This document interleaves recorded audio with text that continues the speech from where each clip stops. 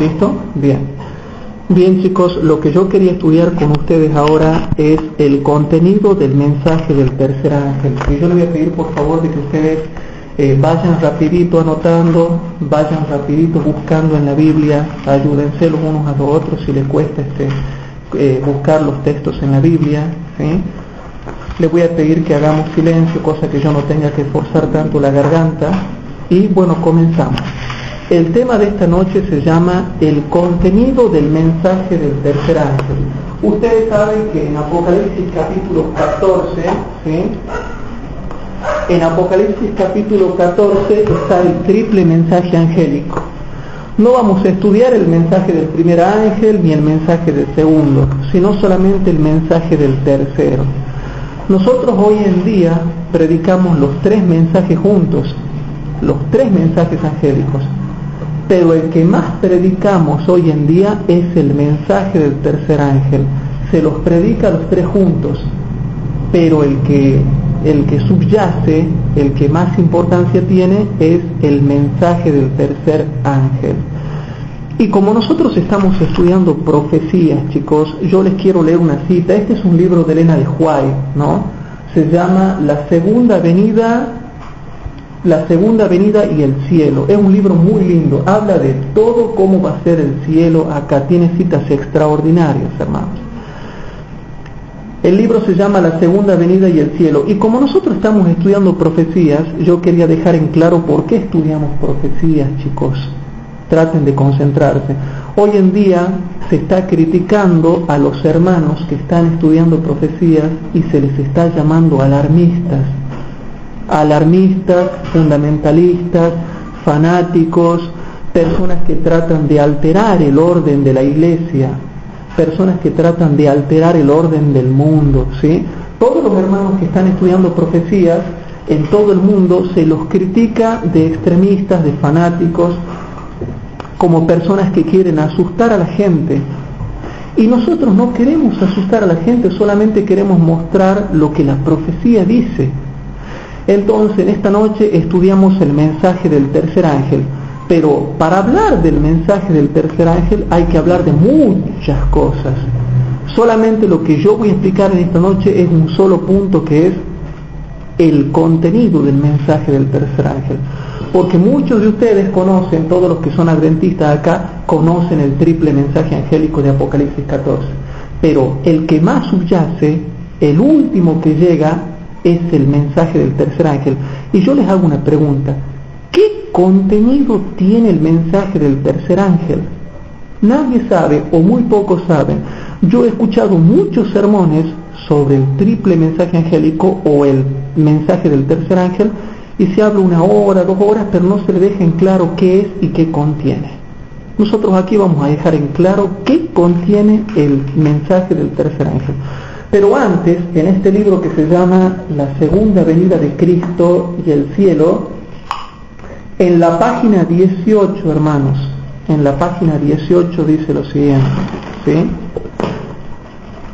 En la página 18 dice así, hermanos. Esta es una cita del espíritu de profecía y yo les voy a decir, quiero que ustedes analicen lo que yo les leo acá, ¿no? Dice así: debemos conocer las escrituras. A mí muchas veces me criticaban en el foro adventista, han salido algunos hermanos a decir si por qué mucho estudio. Algunas personas decían de mí y de otros estudiosos, ¿por qué mucho estudio y poca práctica? ¿Y cómo saben ellos que nosotros tenemos poca práctica si ellos no viven conmigo, no viven en mi casa? Si vamos por utilizar esa lógica, yo también tendría que decir, ellos poco estudio y poca práctica también. Pero ¿es necesario que estudiemos las profecías en el tiempo del fin? Este libro dice en la página 18, debemos conocer las escrituras para investigar las profecías y ver que se aproxima el día. Noten, chicos, y exhortarnos mutuamente con celo y esfuerzo a una mayor fidelidad, chicos. ¿Dejaremos nuestra fe? ¿Perderemos nuestra confianza? ¿Seremos impacientes? No pensaremos en esas cosas. Veamos cómo han sido y se están cumpliendo las especificaciones de las profecías. Levantemos nuestra cabeza y gocémonos, porque nuestra redención está cerca. Está más cerca que cuando creímos por primera vez. ¿No esperaremos con paciencia, llenos de valor y fe?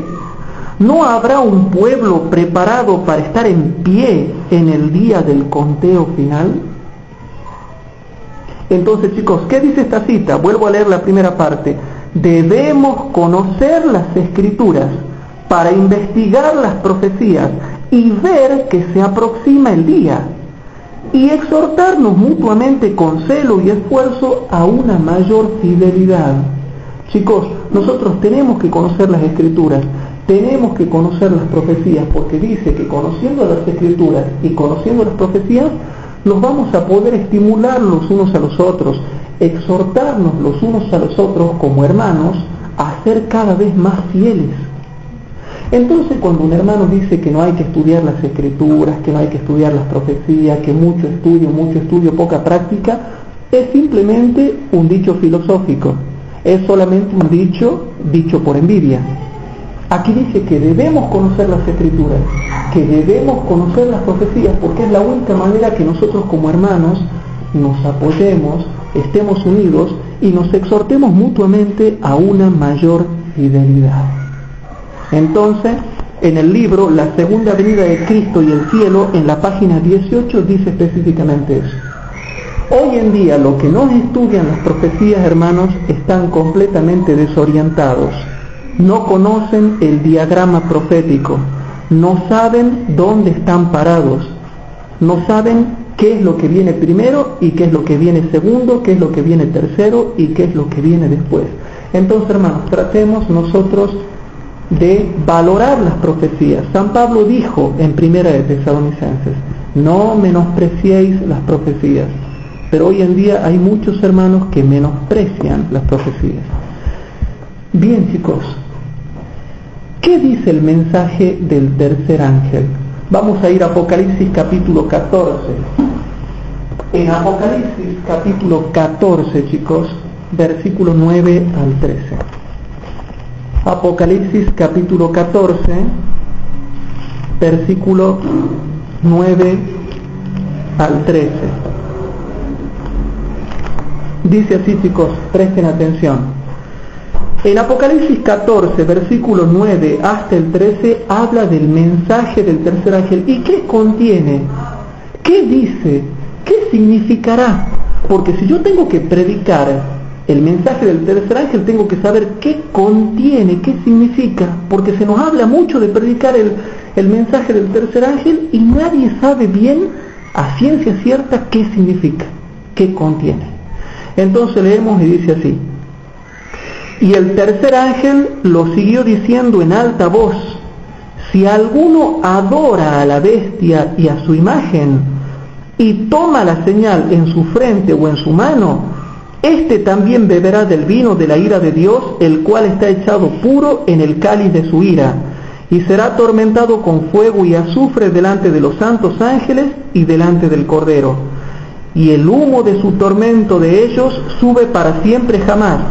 Y los que adoran a la bestia y a su imagen no tienen reposo ni de día ni de noche, ni cualquiera que tomare la señal de su nombre. Aquí está la paciencia de los santos. Aquí, en este momento, quiere decir, están los que guardan los mandamientos de Dios y la fe de Jesús. Y oí una voz del cielo que me decía: escribe, bienaventurados los muertos que de aquí adelante mueren en el Señor. Sí, dice el Espíritu, que descansarán de sus trabajos, porque sus obras con ellos siguen. Bien, primero aclaramos, ya que estamos grabando este tema, que yo estoy utilizando la versión antigua, ¿sí? La versión de Casiodoro de Reina, que es la versión antigua, porque creemos, los estudiosos de la Biblia, que es la versión que más se apega a los idiomas originales y que es la más buena para hacer las investigaciones. utilizamos la versión antigua, para los que están escuchando cuando vean que yo leo ciertos versículos. Bueno, hermanos, este es el mensaje del tercer ángel. El tercer ángel simboliza al pueblo adventista. El mensaje del primero y segundo ángel fueron dados en el año 1844. Y el mensaje del tercer ángel comenzó a ser dado a partir del año 1844. Entonces vamos a ir explicando, hermanos. Vuelvo al versículo 9. Y el tercer ángel lo siguió diciendo a gran voz, en alta voz, dice mi versión: si alguno, cualquiera que sea, adora a la bestia y a su imagen, y toma la señal en su frente o en su mano, este también beberá del vino de la ira de Dios, el cual está echado puro en el cáliz de su ira, y será atormentado con fuego y azufre delante de los santos ángeles y delante del Cordero. Chicos, el mensaje del tercer ángel es un mensaje también del Evangelio eterno, pero se predica una cosa, se predica una advertencia al mundo, y esa advertencia dice que no tenemos que adorar a la bestia, que no tenemos que adorar su imagen, que no hay que recibir la marca de la bestia, ya sea en la frente o en la mano derecha. En una palabra, chicos, para concluir y para que quede claro de una vez por todas, el mensaje del tercer ángel le amonesta al mundo y a todo cristiano, y a nosotros también que lo estamos proclamando, nos advierte para no recibir la marca de la bestia en la frente o en la mano derecha. Ese es el mensaje del tercer ángel que hoy en día incluso está siendo dejando de lado y no se lo está predicando en nuestras iglesias propiamente dichas. Incluso cuando nosotros vamos los sábados a la iglesia, no vemos que se esté predicando el mensaje del tercer ángel, que si se lo predicase, realmente si se lo predicase, hermanos, temblaríamos nosotros mismos, porque es la advertencia más terrible que yo veo en la Biblia. Dice que beberá la ira de Dios, beberá el vino de la ira de Dios, cualquiera que reciba la marca de la bestia, ¿sí? Cualquiera que reciba la marca de la bestia en su frente o en su mano derecha. Cabe aclarar algo, ¿no? El que recibe la marca de la bestia significa que está adorando a la bestia y a su imagen. Así de sencillo. El que recibe la marca de la bestia está adorando a la bestia y a su imagen. Ahora bien, vamos explicando. ¿Qué es la marca de la bestia? La marca de la bestia es la observancia del día de domingo cuando sea impuesta por leyes civiles. Cuando esa ley salga primeramente en los Estados Unidos de Norteamérica, que me estuve comunicando con hermanos que entraron a la página del Evangelio Eterno del Pastor Gambetta, y me estuvieron comentando que hay algunas noticias referentes a ese tema. Dice que ahora en Brasil, en Croacia y en otros lugares más, ya se está poniendo a pleno en acción el movimiento en favor del domingo. Ya los legisladores han legislado por la ley dominical. Ahora en Brasil, en Croacia, en Chile y en otras partes del mundo. En Croacia ya es obligatoria. Entonces, ¿qué pasa, hermanos? ¿Qué pasa? Estamos viendo, no la ley dominical, pero sí algo anterior a eso, que es lo que se llama el movimiento en favor del domingo. Antes de que venga la ley dominical, yo ya les voy a enseñar en una clase posterior todo lo que es el diagrama profético. Pero antes de que venga la ley dominical nacional en los Estados Unidos de Norteamérica, primero hay que ver lo que se llama el movimiento en favor del domingo, que es un movimiento mundial que se está dando en todas las naciones, bajo diferentes organizaciones, bajo diferentes grupos, bajo diferentes ONG. Lo están promoviendo al domingo, que sí, que es bueno para la familia, que es porque es el día del Señor, que es porque es el día en que resucitó Cristo, que es el día en que la familia se junta, es el día en que vamos a misa, es el día en que nosotros somos cristificados a través de la Santa Eucaristía cuando tomamos la misa, porque sabían ustedes que a la misa se le llama el sacrificio de la Eucaristía. ¿Qué significa Eucaristía? Significa acción de gracias. Entonces, en el sacrificio de la misa, cuando van a tomar la Eucaristía, dice que uno queda cristificado. Entonces, en ese momento, hermanos, nos reunimos el domingo para participar del sacrificio de la misa, dicen los católicos. Y porque es un día, es el día de la familia, es el día del hombre, es el día de Dios. Yo tengo ahí el documento, un documento que se llama el Dies Dominis. Lo tengo todo fotocopiado, la encíclica que sacó Juan Pablo II antes de morir. Algún día la vamos a analizar. Ustedes se van a aterrorizar cuando vean las cosas que dice ahí. Entonces, chicos, ¿qué dice el mensaje del tercer ángel? Dice una sola advertencia, hermanos. No reciban, por favor, la marca de la bestia, ni en la frente ni en la mano derecha. Eso es todo. De ahí todo lo demás se cae de maduro, porque el que recibe la marca de la bestia, ya sea en la frente o en la mano derecha, va a adorar a la bestia y a su imagen. Entonces, ¿a qué bestia se está refiriendo? Aquí dice, no hay que adorar a la bestia. ¿Quién es esa bestia, hermanos? Esa bestia es el papado, es el sistema papal, es el papado moderno. Es lo que hoy en día nosotros conocemos como Iglesia Católica Romana. No vamos a decir apostólica porque de apostólica no tiene nada. Es más, cuando uno investiga las doctrinas que tiene, no tiene ni siquiera un 5% de lo que es Biblia. María José me sacó toda una documentación por internet. Yo tengo un manual así que me lo sacó ella, que costó como 200 pesos en total entre tinta y tinta que hemos gastado. Un manual negro que lo hicimos encuadernar con todas las posturas que se han hecho en investigación de Apocalipsis 17. Y hermanos, es impresionante lo que se dice en ese apunte. Hermanos, la bestia primera de Apocalipsis 13 es la Iglesia Católica Romana. Y cuando ustedes investigan ese documento que tengo yo, se muestra la gran cantidad de idolatría, mandamientos y sacramentos que no son bíblicos, que fueron inventados por los hombres, pero que no son bíblicos. Dogmas y un montón de cosas que la Iglesia Católica, hermano, no tiene ni un 5% de Biblia. Entonces, hermanos, ¿a qué quiero llegar con esto? Bueno, entonces, el mensaje del tercer ángel, el punto central es advertirle al mundo que no reciba la marca de la bestia. O sea, que cuando salga la ley dominical que sea impuesta por ley, nadie la reciba, que huyan por no guardar el domingo, hermanos.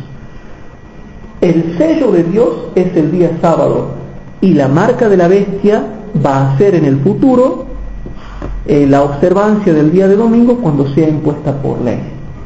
Y también, bueno, también dice el mensaje del tercer ángel que no hay que adorarla ni a la bestia ni a su imagen, pero ya pronto les voy a mostrar qué significa adorar a la bestia y a su imagen.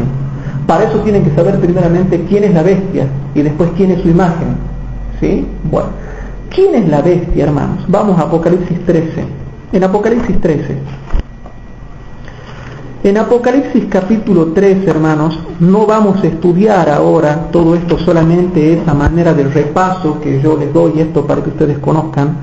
Dice el versículo 1, hermanos: yo me paré sobre la arena del mar y vi una bestia subir del mar, que tenía 7 cabezas y 10 cuernos, y sobre sus cuernos 10 diademas, y sobre las cabezas de ella nombres de blasfemia.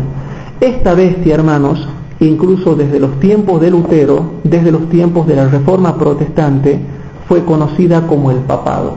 Esta primera bestia del capítulo 13 es el papado, ¿sí? Bien. Y la bestia que vi era semejante a un leopardo, y sus pies como de oso, y su boca como boca de león. O sea, siguiendo toda la línea profética de lo que sería la estatua de Daniel, pero a la inversa. Y los 4 reinos de Daniel capítulo 7, pero a la inversa, ¿sí? ¿Se acuerdan que en Daniel 2 y en Daniel 7 primero era el león, después el oso, después el leopardo y después la bestia espantosa y terrible? Aquí es verdad, primero está esta bestia que tiene, dice, era semejante a un leopardo, y sus pies como de oso y su boca como boca de león. Y el dragón, que es Satanás, aquí el dragón significa 2 cosas. Primeramente Satanás, y después, en sentido derivado, como lo dice el Conflicto de los Siglos, significa el imperio romano, que fue el imperio a través del cual Satanás obró. Porque ¿quién le cede el poder a la Iglesia Católica Romana? ¿De dónde nace la Iglesia Católica Romana? Del imperio romano. ¿Cuándo nace la Iglesia Católica Romana? Nace en el año 313, hermanos, ¿sí? Con Constantino. No nace con Jesús, hermanos. Muchos dicen, la Iglesia Católica fue fundada por Cristo, pero no fue fundada por Cristo. Nace en el año 313 con Constantino. ¿Y por qué es católica romana? Porque nació del imperio romano. Y el dragón aquí es representado como Satanás, que obraba a través del imperio romano, y el imperio romano le entrega la supremacía y pasa a transformarse del imperio romano pagano al sacro imperio romano, ya dominado por los obispos, los papas, ¿sí? Entonces dice, y el dragón, Satanás y el imperio romano, le dio su poder y su trono y grande potestad, hermanos, ¿sí? Y dice el versículo 3, y vi una de sus cabezas como herida de muerte. ¿Cuándo se produjo eso, hermanos? En el año 1798, cuando el general Berthier, que era uno de los generales de Napoleón, entra a la ciudad del Vaticano, lo toma preso al Papa Pío VI, lo lleva al exilio, muere en el exilio, mata un montón de monjas y sacerdotes y le quita todas las propiedades que tenía la ciudad del Vaticano. La ciudad del Vaticano, ustedes saben que es un estado independiente, de 44 hectáreas. ¿Qué papa era? Papa Pío VI. Entonces, chicos, el Vaticano es una ciudad pequeña, pero es un estado independiente de 44 hectáreas donde domina el obispo, el papa, el sumo pontífice máximo de la Roma cristiana. Antes era el sumo pontífice máximo de la Roma pagana, ahora es de la Roma cristiana. Sigamos rapidito. Y vi una de sus cabezas como herida de muerte, bueno, la Revolución Francesa, que se le quita todo el poderío en el año 1798, y la llaga de su muerte fue curada. Bueno, ¿cuándo comienza a ser curada? En el año 1929, cuando Benito Mussolini firma el Concordato de Milán, ¿sí? Y se le comienza a devolver parte de sus tierras.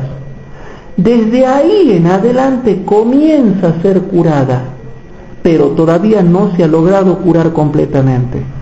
Para mí particularmente, hermanos, yo creo de que la herida va a quedar completamente curada,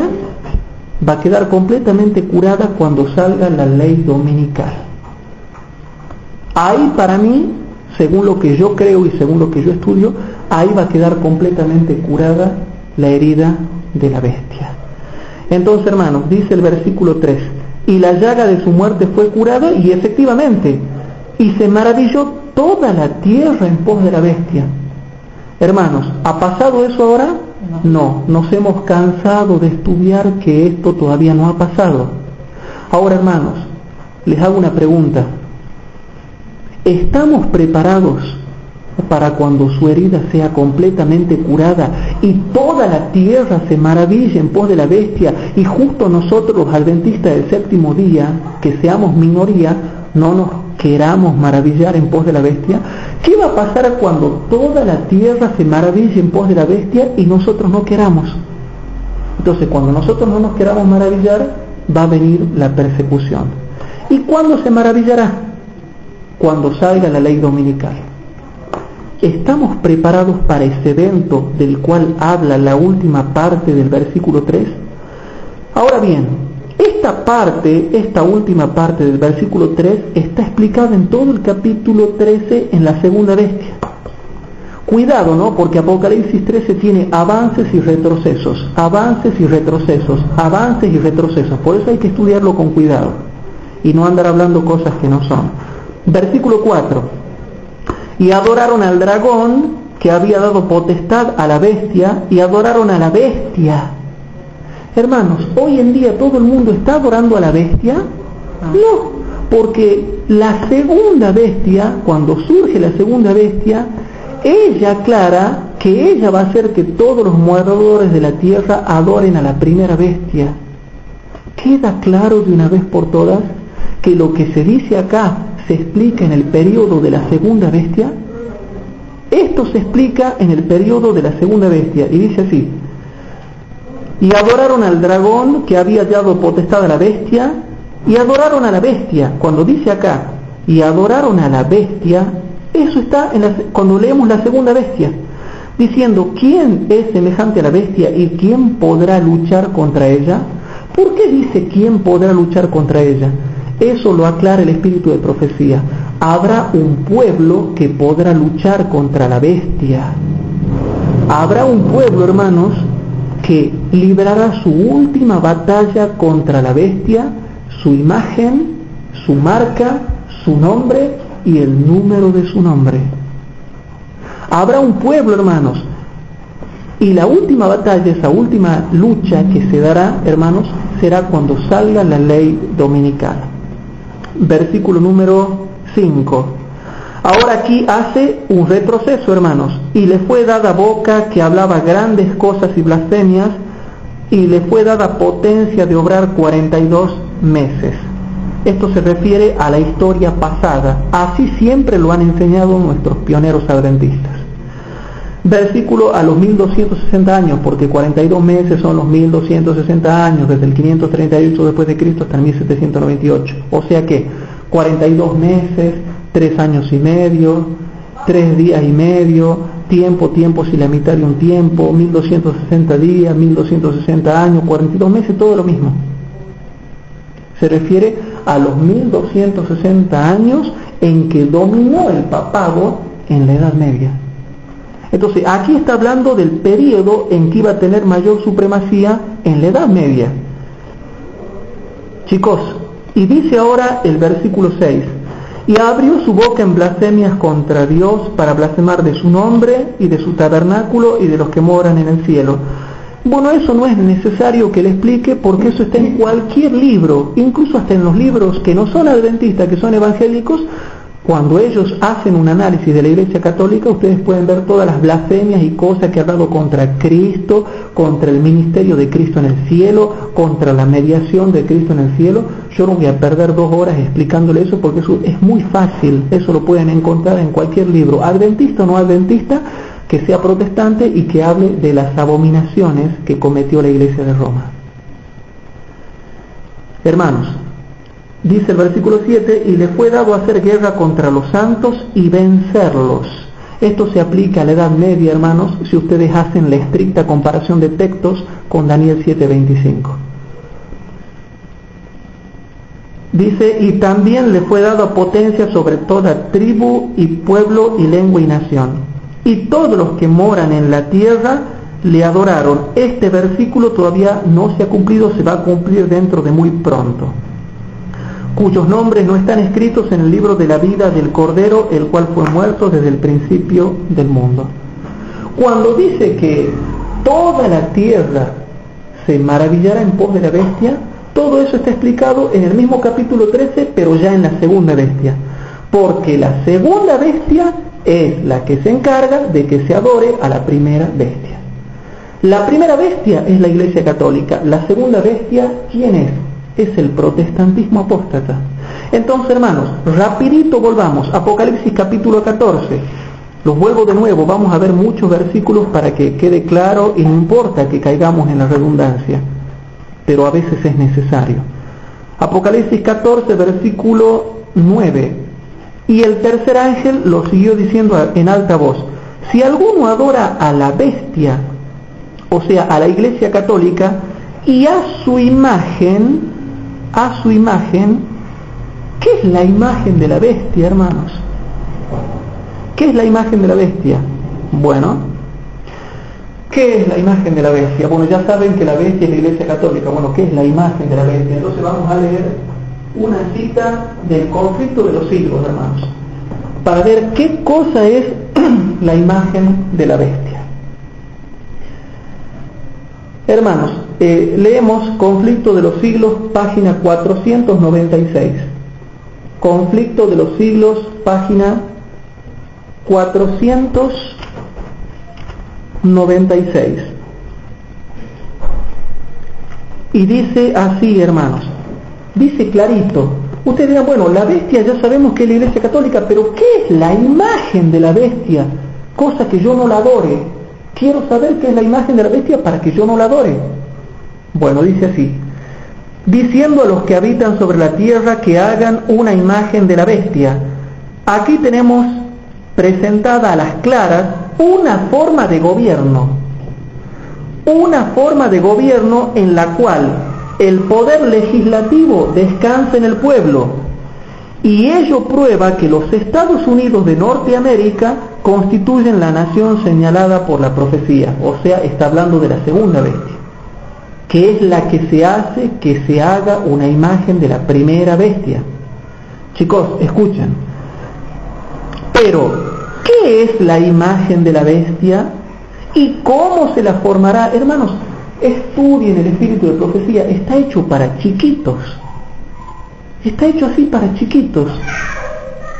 Dice así: ¿pero qué es la imagen de la bestia y cómo se formará? La imagen es hecha por la bestia de 2 cuernos y es una imagen de la primera bestia. Así que para saber de qué se asemeja la imagen y cómo será formada, debemos estudiar los rasgos característicos de la misma bestia que es el papado. Y bueno, comienza a explicar: cuando la iglesia primitiva se corrompió al apartarse de la sencillez del Evangelio y al aceptar costumbres y ritos paganos, perdió el espíritu y el poder de Dios. Y para dominar las conciencias, buscó el apoyo del poder civil.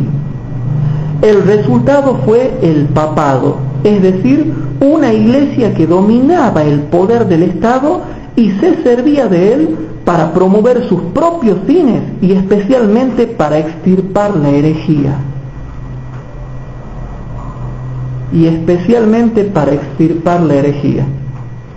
Para que los Estados Unidos formen una imagen de la bestia, el poder religioso debe dominar de tal manera al gobierno civil que la autoridad del Estado sea empleada también por la Iglesia para cumplir sus fines. Entonces, ¿qué significa, hermanos? Para que los Estados Unidos formen una imagen de la bestia, el poder religioso debe dominar de tal manera al gobierno civil que la autoridad del Estado sea empleada también por la Iglesia para cumplir sus fines.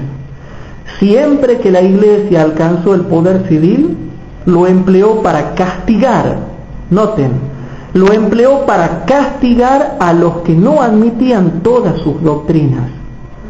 Las iglesias protestantes que siguieron las huellas de Roma al aliarse con los poderes mundanos manifestaron también el mismo deseo de restringir la libertad de conciencia. Ejemplo de esto lo tenemos en la larga persecución de los disidentes por la Iglesia de Inglaterra. Durante los siglos XVI y XVII, miles de ministros no conformistas fueron obligados a abandonar sus iglesias, y a muchos pastores y feligreses se les impusieron multas, encarcelamientos, torturas y el martirio. Hoy me comentaba un hermano que estaba buscando información en internet que ya en Brasil ya ha sido legislada la ley dominical, está esperando que se la apruebe, y hasta ya se puso el precio de las multas que va a tener que pagar una persona. No sé si eran 10.000 pesos, $10.000, 10.000 no sé cuánto eran, pero era 10.000 más o menos. Algo que es muy difícil de pagar, sea cualquiera que sea la moneda o el sistema monetario que se use. Ya se están poniendo los precios de las multas en Brasil de lo que se tiene que pagar, hermanos. Y dice aquí: fue la apostasía lo que indujo a la iglesia primitiva a buscar la ayuda del gobierno civil, y esto preparó el camino para el desarrollo del papado simbolizado por la bestia. San Pablo lo predijo al anunciar que vendría la apostasía y sería revelado el hombre de pecado. De modo que la apostasía en la iglesia preparará el camino para la imagen de la bestia. Entonces, hermanos, ¿qué es la imagen de la bestia? La imagen de la bestia es un tipo de gobierno político, religioso que se dará en Estados Unidos y en cualquier lado del mundo. La imagen de la bestia es cuando se une lo religioso con lo político, o sea, lo religioso con el Estado. O sea, cuando es una copia de lo que era la Iglesia Católica. ¿Qué era la Iglesia Católica en la Edad Media? Unión de lo religioso con lo político. La Iglesia maneja al Estado. La imagen de la bestia va a ser cuando los gobiernos civiles se unan con los religiosos para imponer la marca de la bestia. Entonces, la imagen de la bestia es el gobierno político religioso. Cuando en cualquier lado del mundo, cuando aquí en Tucumán el gobierno se una con la iglesia, eso es la imagen de la bestia. Y si yo le hago caso al gobierno unido con la iglesia, o a la iglesia unida con el gobierno, estoy adorando la imagen de la bestia. Si yo le hago caso al gobierno unido a la iglesia, o a la iglesia unido al gobierno para imponer la observancia del domingo, es adorar la imagen de la bestia, porque eso es la imagen de la bestia. También tengo otra cita acá, la página 498, y esta es la más importante. Háganle un circulito al Conflicto de los Siglos, página 498, y dice lo siguiente. Dice así, hermanos, ¿no? Cuando las iglesias principales de los Estados Unidos, uniéndose en puntos comunes de doctrina, influyan sobre el Estado para que imponga los decretos y las instituciones de ellas, entonces la América protestante habrá formado una imagen de la jerarquía romana y la aplicación de penas civiles contra los disidentes vendrá por sí sola. ¿Queda claro entonces qué es la imagen de la bestia? Alguien puede decir, no me quedó claro. Entonces leo de nuevo. Cuando las iglesias principales de los Estados Unidos, uniéndose, ecumenismo, uniéndose en puntos comunes de doctrina, influyan sobre el Estado para que impongan los decretos y las instituciones de ellas, entonces la América protestante habrá formado una imagen de la jerarquía romana y la aplicación de penas civiles contra los disidentes vendrá por sí sola. Entonces, según la noticia que estamos viendo, se está formando la imagen ahora. Ahora se está formando ya la imagen de la bestia, pero no está formada todavía. No podemos decir que está formada. Yo prefiero llamarle, estamos en pleno cumplimiento del movimiento en favor del domingo, porque así le llama el Espíritu de Profecía. Después se formará la imagen de la bestia, hermanos. Entonces, volvamos rapidito todos, hermanos. Apocalipsis capítulo 14. Vuelvo a leer de nuevo para que se entienda claramente. Apocalipsis 14:9 dice: y el tercer ángel lo siguió diciendo en alta voz: si alguno adora a la bestia, o sea, la Iglesia Católica, adorarla a la Iglesia Católica, al papado, a la bestia, significa rendirle honores y sumisiones que ella no se merece, ¿sí?, a la bestia y a su imagen, o sea, el gobierno político religioso que se formará y comenzará en Estados Unidos para imponer la ley dominical. Entonces dice: y toma la señal, su marca en su frente o en su mano, este también beberá del vino de la ira de Dios, etcétera, etcétera, etcétera. Entonces, ahora, hermanos, ha quedado en claro quién es la bestia, qué es la imagen de la bestia, y hemos dejado también en claro qué es la marca de la bestia. Ahora, ¿qué significa adorar la imagen de la bestia? Que eso es otra cosa, porque ya hemos visto qué es la bestia, qué es su imagen. Ahora, ¿qué significa adorar? Bueno, yo ya les dije, pero ahora lo vamos a probar con espíritu de profecía a lo que yo ya les dije. Adorar a la imagen de la bestia. Vamos a Conflicto de los Siglos, página 502. Conflicto de los Siglos, página 502. Bueno, a ver, ¿qué significa adorar la imagen de la bestia? Dice así: los católicos declaran que la observancia del domingo por los protestantes es un homenaje que rinden, mal de su grado, a la autoridad de la Iglesia Católica. La imposición de la observancia del domingo por parte de las iglesias protestantes es una imposición de que se adore al papado, o sea, a la bestia. ¿Cómo? Aquí está explicado.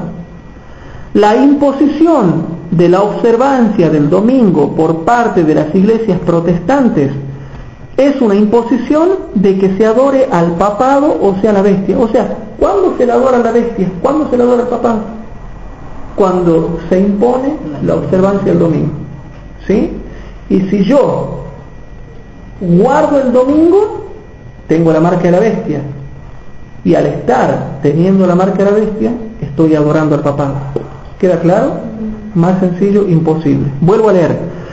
La imposición de la observancia del domingo por parte de las iglesias protestantes es una imposición de que se adore al papado, o sea, a la iglesia. Al pedirme que guarde el domingo, me están pidiendo que adore a la bestia, en una palabra.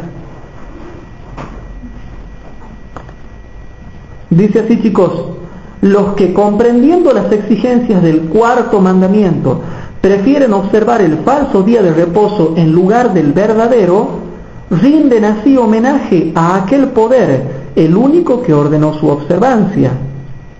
Pero por el mismo hecho de imponer un deber religioso con ayuda del poder secular, las mismas iglesias le estarían elevando una imagen a la bestia. De aquí que la imposición de la observancia del domingo en los Estados Unidos equivaldría a imponer la adoración de la bestia y de su imagen. Lo vuelve a repetir de nuevo, hermanos. ¿Sí? De aquí que la imposición de la observancia del domingo en los Estados Unidos equivaldría a imponer la adoración de la bestia y de su imagen, hermanos. Pero los cristianos de las generaciones pasadas observaron el domingo creyendo guardar así el día de descanso bíblico. Y ahora hay verdaderos cristianos en todas las iglesias, sin exceptuar la católica romana, que creen honradamente que el domingo es el día de reposo divinamente instituido. Dios acepta su sinceridad de propósito y su integridad, pero cuando la observancia del domingo sea impuesta por la ley, noten, sea impuesta por la ley, y el mundo sea ilustrado respecto a la obligación del verdadero día de descanso, entonces el que transgrediere el mandamiento de Dios para obedecer un precepto que no tiene mayor autoridad que la de Roma, honrará con ello al papado por encima de Dios, rendirá homenaje a Roma y al poder que impone la institución establecida por Roma, adorará a la bestia y a su imagen.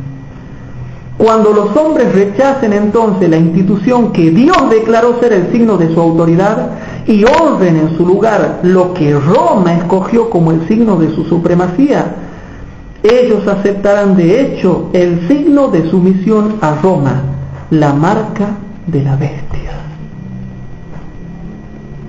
Les hago una pregunta, hermanos, según lo que acabamos de leer hasta acá. Hoy por hoy, el domingo, ¿es la marca de la bestia? No. ¿Cuándo va a ser la marca de la bestia? Cuando sea impuesta por la ley civil de manera obligatoria. Entonces, chicos, volvamos rapidito a Apocalipsis 14:9. Estamos repitiendo y repitiendo y repitiendo para que se nos grabe a nosotros mismos, en nuestro espíritu y en nuestra mente, la sagrada palabra de Dios. Y el tercer ángel lo siguió diciendo en alta voz: si alguno adora a la bestia y a su imagen y toma la señal en su frente o en su mano. ¿Te acordás, Emilio, que nunca te contesté yo en aquella vez cuando yo dije que iba a demostrar por qué significaba poner la marca en la mano derecha? Una vez, no sé si vos te acordás, hace mucho, y yo nunca pude, porque a veces por la cuestión de tiempo no se puede, hermanos. Bueno, no es que hay mucho que decir tampoco, ¿no? Pero más o menos vamos a acomodarla para que se nos cierre el círculo. Hace mucho estábamos estudiando y yo había dicho, se le pone la mano derecha. Y la mano derecha, yo había dicho, es simbolismo de las obras que nosotros hacemos. Pero no le había fundamentado eso. Entonces, dice la última parte del versículo 9, y toma la señal en su frente o en su mano. Bueno, vamos a ver primeramente en la frente. ¿Qué significa la frente? ¿Qué significa que una persona toma la marca de la bestia en la frente? En la frente. ¿Qué significa en la frente? Significa, hermanos, el entendimiento, la inteligencia, el conocimiento, la aceptación intelectual.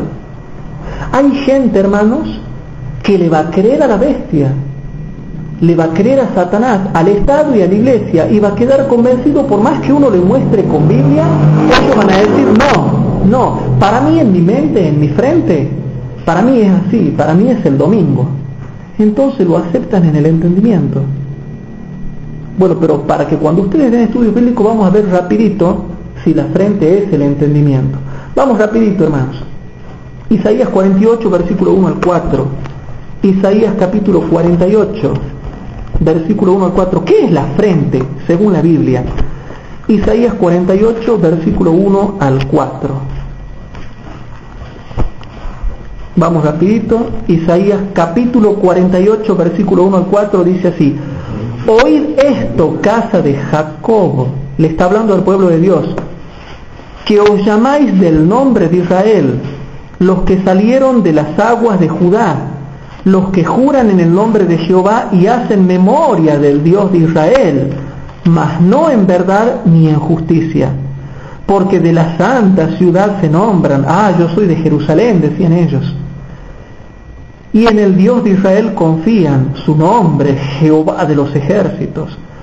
Lo que pasó, ya antes lo dije, de mi boca salió, publiquélo, hícelo presto y vino a ser. Porque conozco que eres duro, y nervio de hierro tu cerviz, y tu frente de bronce. ¿Qué está hablando? Que ellos tenían una frente de aleación de bronce, o de cobre, o de plata, o de metal.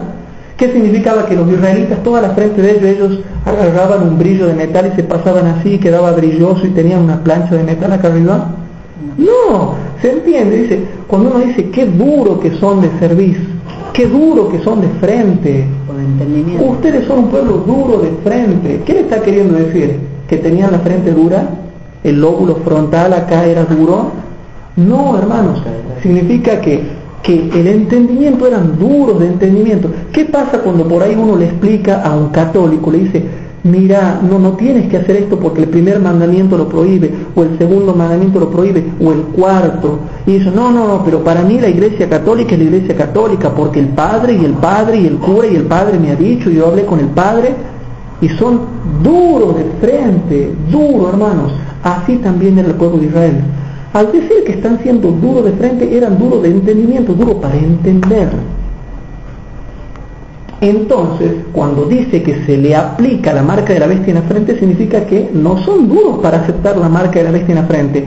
Y un profeta, el profeta Isaías, comparado con el profeta Juan, los dos concuerdan en que la frente es el entendimiento, porque no se puede referir a una plancha de metal que yo tenga en el lóbulo frontal.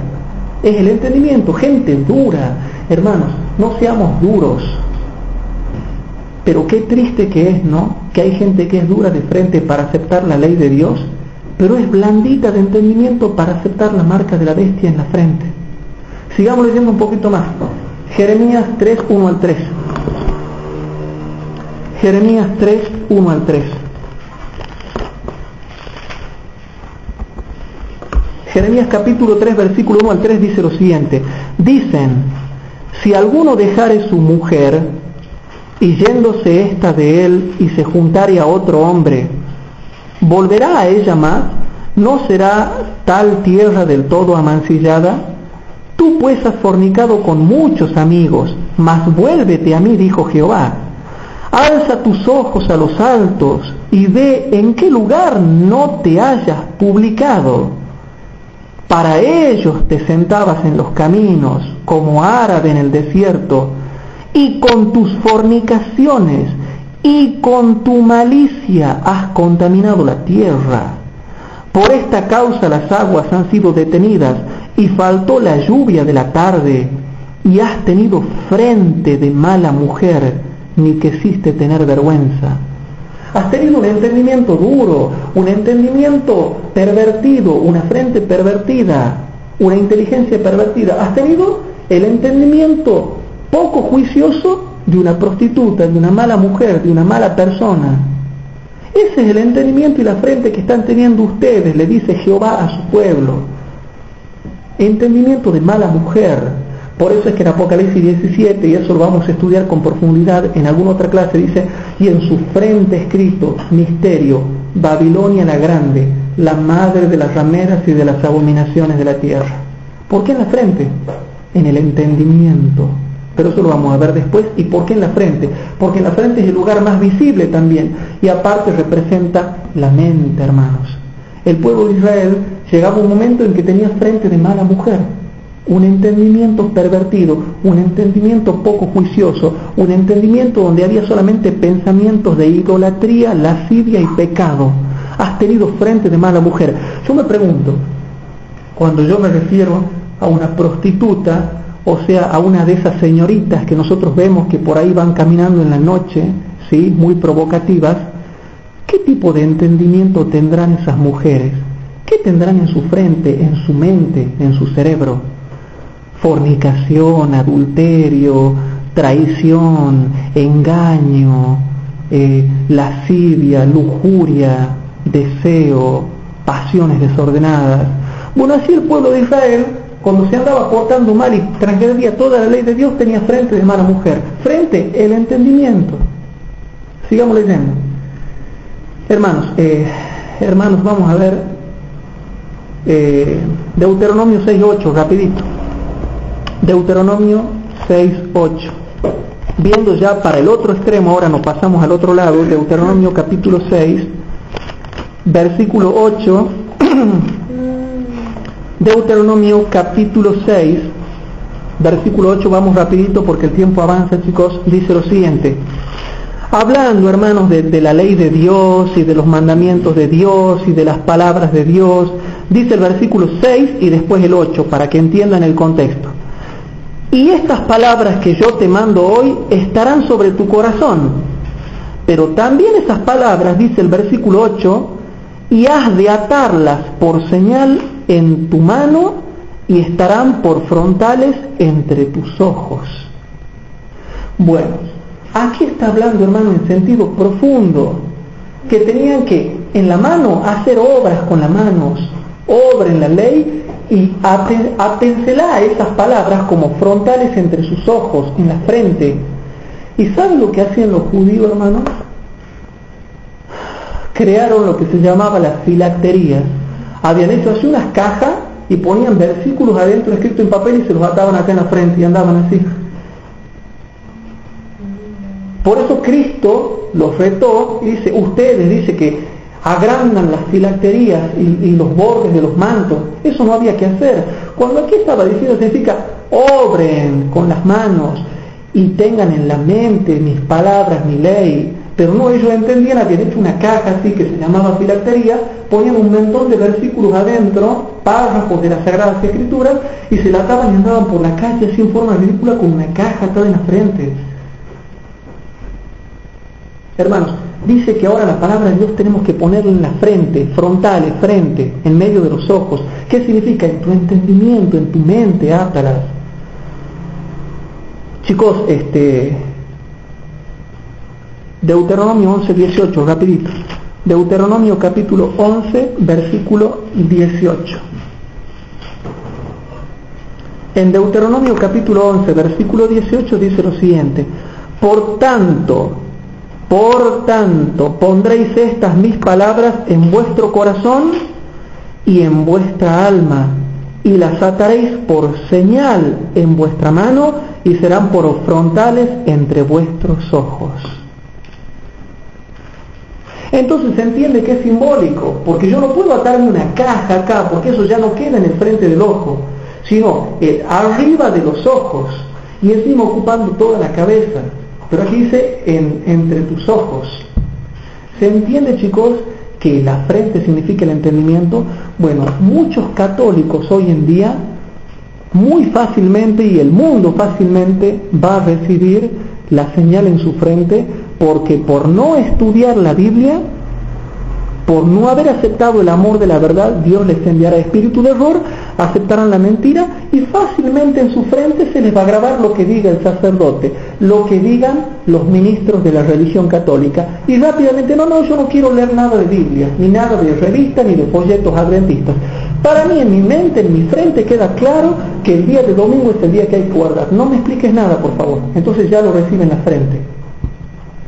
Ahora, ¿qué significa recibirlo en la mano? Entonces, volvamos a Apocalipsis capítulo 14, verso 9. Apocalipsis 14, versículo 9. En Apocalipsis capítulo 14, versículo 9 dice la última parte, solamente la última parte. Y toma la señal en su frente, bueno, en su entendimiento, ya lo hemos visto, o en su mano. Yo me pregunto, ¿cuál mano? ¿La izquierda, la derecha o las dos? Para saber cuál, tengo que volver ahora a Apocalipsis 13, versículo 13 al 17. Vamos a ver ahora la segunda bestia para saber cuál mano y qué significa. Repito, para saber cuál mano y qué significa. Apocalipsis capítulo 13, versículo 13 al 17, ahora comienza a hablar de la segunda bestia, Estados Unidos y el protestantismo apóstata. Y dice, y hace grandes señales, de tal manera que aún hace descender fuego del cielo a la tierra delante de los hombres, y engaña a los moradores de la tierra por las señales que le ha sido dado hacer en presencia de la bestia, mandando a los moradores de la tierra que hagan la imagen de la bestia que tiene la herida de cuchillo y vivió. Y le fue dado que diese espíritu a la imagen de la bestia para que la imagen de la bestia hable. Y hará que cualquiera que no adorare a la imagen de la bestia sean muertos. Y noten cómo se va ahora poniendo más fuerte la cosa.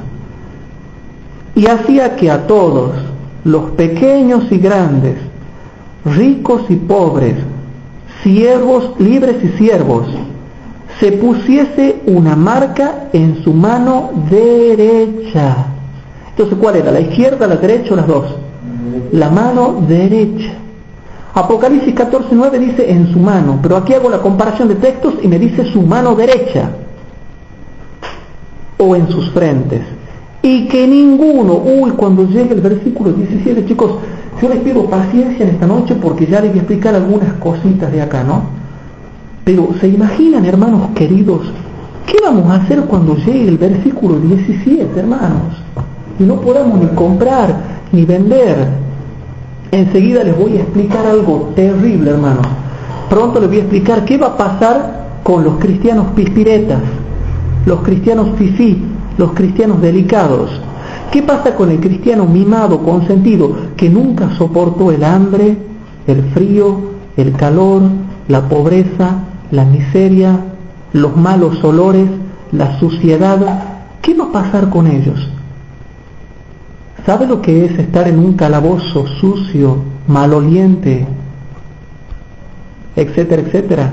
Y los que nunca han estado acostumbrados a la suciedad y el mal olor, los que nunca estuvieron acostumbrados porque fueron mimados, consentidos, sobreprotegidos, criados de manera delicada.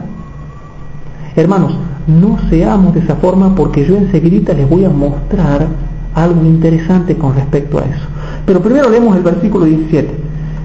Y que ninguno pudiese comprar o vender, hermano, esto se viene pronto sobre nosotros, sino el que tuviere la señal o el nombre de la bestia o el número de su nombre, etcétera, etcétera, etcétera. Entonces se refiere a la mano derecha. ¿Qué significa, hermanos, recibir la marca de la bestia en la mano derecha? Bueno, yo justo no traje la cita para leerles, pero la hermana Huay dice algo interesantísimo con respecto a la marca de la bestia, y dice lo siguiente: no sabemos todo lo concerniente a la marca de la bestia. Todavía no está revelado todo lo que va a ser la marca de la bestia. Recién lo vamos a entender cuando salga. ¿Por qué? Lo único que sabemos de la marca de la bestia es que es la observancia del domingo cuando es impuesta por ley civil. Eso sí lo sabemos. Ahora, ¿qué significa que se pone la marca en la mano derecha? Bueno, lo único que sabemos hasta el momento es lo que yo les voy a explicar, que es que la mano derecha es símbolo de nuestras obras. La mano derecha. Y que recibirla en la mano derecha significa que yo voy a guardar el domingo fielmente. El que recibe la marca de la bestia en su mano derecha no tan solamente lo cree con el entendimiento, sino que lo guarda fielmente. ¿Por qué? Porque ¿sabían ustedes que hay gente que va a recibir la marca en la frente? O sea, lo va a guardar al domingo convencido en su frente. Pero hay otros que no lo reciben en la frente, sino solamente en su mano derecha. ¿Qué significa eso? que hay gente que va a guardar fielmente el domingo, pero no va a estar convencida. Por ejemplo, muchos van a decir, bueno, muchos católicos y protestantes y de todo el mundo van a decir, bueno, guardemos el domingo porque nos conviene, al fin y al cabo, para poder comprar inmediatamente, pero no creemos que ese sea el verdadero día, pero para no tener problema, guardemos. Reciben su marca en la mano derecha. Los adventistas que apostaten, ellos están convencidos, saben bien que el día de guardar es sábado, no la pueden recibir en la frente, pero la mayoría de los adventistas que hoy en día están dentro de la iglesia apostatarán e irán a engrosar la fila de la oposición. Ellos recibirán la marca de la bestia en su mano derecha. Bien, la mano derecha significa las obras, pero hay otra cosa que dice el hermano Joel, que no sabemos todo lo referente a la marca de la bestia. ¿Por qué? Algunos quieren ver o quieren creer que posiblemente recibir la marca en la mano derecha también va a tener que ver con la implantación de un chip en la mano derecha. Otros dicen que tendrá que ver con un estilo de identificación donde nosotros tenemos que pasar la mano derecha a través de un sistema de láser que reconozca nuestra mano o nuestras huellas digitales. Otros dicen de que la mano derecha tendrá que ser también por la firma que nosotros tendremos que tener, porque próximamente con las tarjetas de crédito y muchas cosas, nosotros lo que tenemos que hacer es firmar con la mano derecha. Bueno, aquí no importa, hermanos, si uno es ambidiestro o zurdo. ¿Por qué? Porque ya estoy viendo lo que van a preguntar. Entonces, hermanos, aquí no importa los que son ambidiestros o zurdos. ¿Por qué? Porque eso es minoría. Y Dios nunca se ocupa de la minoría, sino que explica lo genérico, hermanos. Lo genérico. Y lo normal y lo genérico es que yo escriba con la mano derecha. Ahora, si soy ambidiestro o zurdo, o soy manco, no tengo mano, bueno, se entiende, hermano, de que el que sea manco la va a recibir la frente. ¿Es individual ese auditor? ¿En su frente o en su mano? Claro, es individual para cada persona. Cada persona individualmente la recibirá en su frente o en su mano. Es individual, ¿sí? Bien, ahora, con respecto a la mano derecha, hermanos, ¿de dónde saco yo que la mano derecha es símbolo de nuestras obras? Vamos a ver rapidito. Vamos rapidito, porque esto lo van a tener que mostrar, hermanos, ¿no? Mateo 5:30. Porque aquí dice que me lo va a poner en la mano derecha. ¿Qué significa la mano derecha, hermanos?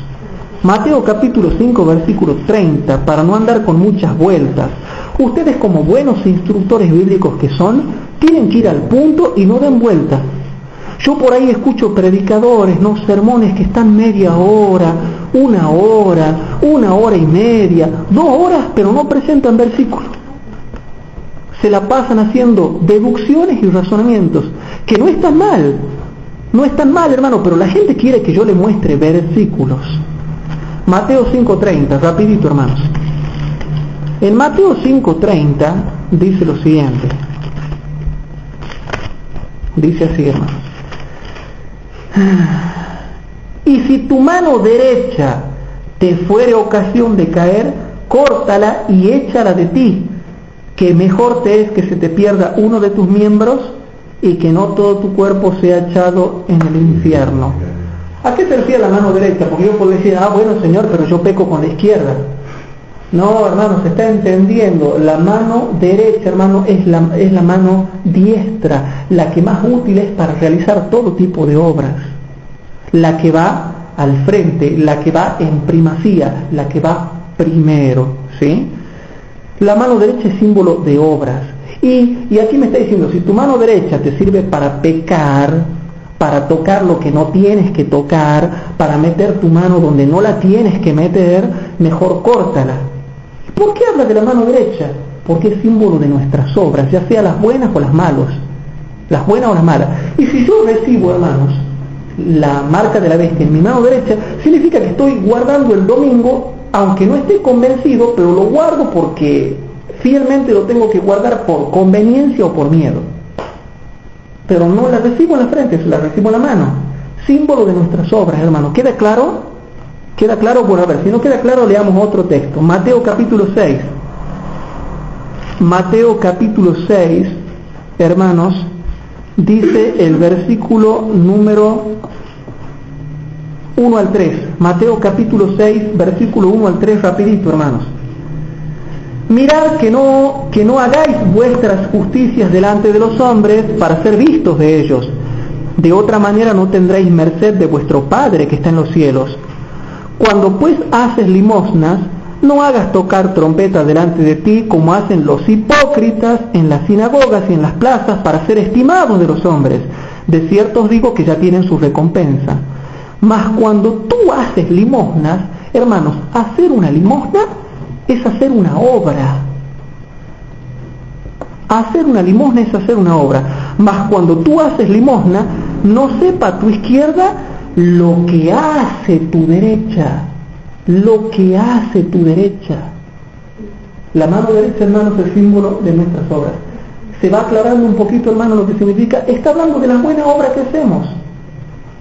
Pero no, pero yo doy limosna con la izquierda. No, hermano, habla genéricamente, se entiende para la persona que es inteligente que la mano derecha simboliza nuestras obras. ¿Se entiende eso, hermanos? Sigamos leyendo un poquito más. Eclesiastés capítulo 10, versículo 2. Eclesiastés capítulo 10, versículo 2.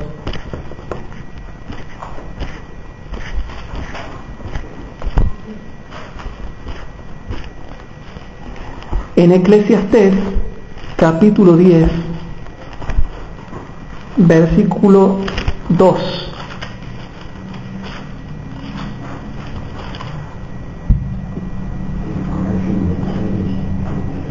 En Eclesiastés capítulo 10, versículo 2 dice así, hermanos: el corazón del sabio está en su mano derecha. En cambio, el corazón del tonto o del necio quiere decir a su mano izquierda. Hermanos, el corazón del sabio tiene su corazón en su mano derecha, te lo ofrece, te da el corazón, te da su ser, se brinda como amigo, se brinda como persona. ¿Y por qué en la mano derecha? Porque hace las buenas obras de corazón. No hace una obra hipócritamente, sino que cuando hace la obra la hace de corazón, la hace con corazón. Ustedes mismos se dan cuenta cuando una persona hace una obra, pero no la hace de corazón. Dice, me dio plata, pero no me dio su corazón. Me apoya, pero no veo que su corazón esté conmigo. Cuando te sentares a comer con algún gran señor, pon cuchillo tu garganta. Porque come y bebe, te dirá, pero su corazón no está contigo. Un verdadero amigo, un verdadero hermano, no tan solamente está contigo en apariencia física, sino que su corazón también. Su corazón también. Entonces, el corazón del sabio está en su mano derecha, te lo ofrece. Otro versículo, hermanos. Vamos a ver Salmo 26, versículos 9 y 10. Salmo 26.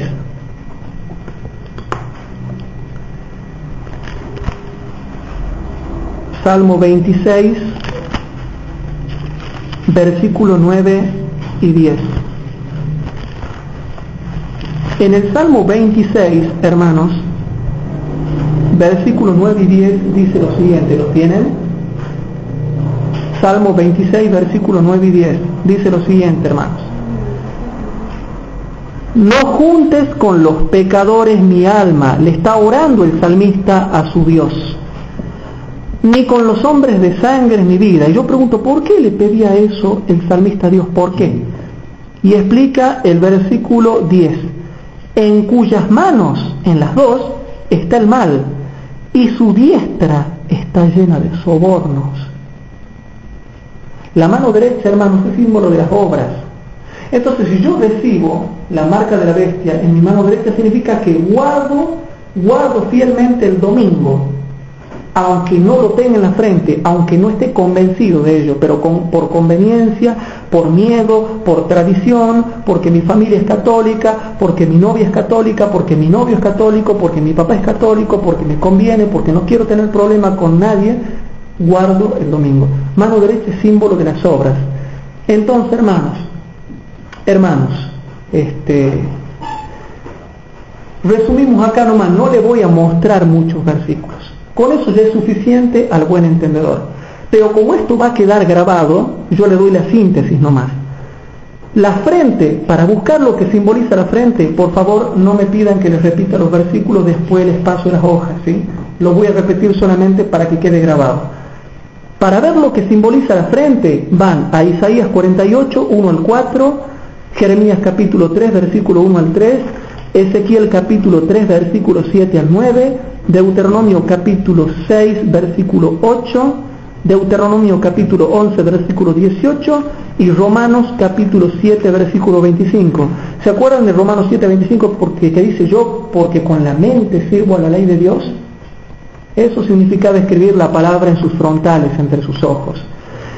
Y para saber lo que es la mano derecha, hermanos, ustedes parten de Apocalipsis 13, 16, van a Mateo capítulo 5, versículo 30, Mateo capítulo 6, versículo 1 al 3, Eclesiastés capítulo 10, versículo 2, Salmo 26, versículo 9 y 10, Deuteronomio capítulo 28, versículo 8 y 12, Salmo 119, versículo 48, Isaías capítulo 56, versículo 2, Salmo 73, versículo 23 y 24, Salmo 37, versículo 24, Eclesiastés capítulo 11, versículo 6.